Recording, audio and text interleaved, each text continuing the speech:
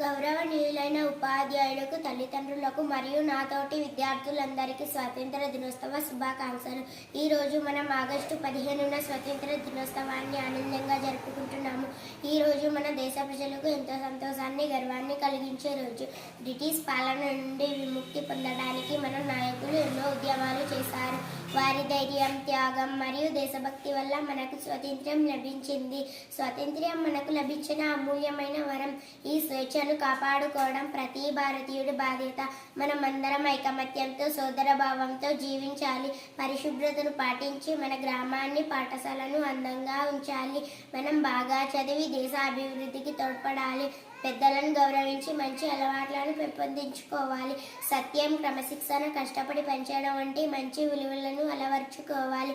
మన దేశం ఎల్లప్పుడూ శాంతి, ప్రగతి మార్గంలో ముందుకు సాగాలని కోరుకుంటున్నాను.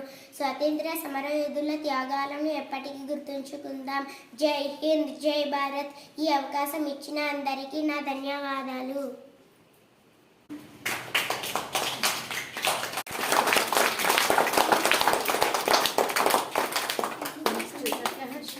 రాబోయే కాలంలో ఈ పాపలాగా మీరు అందరూ మాట్లాడాలి.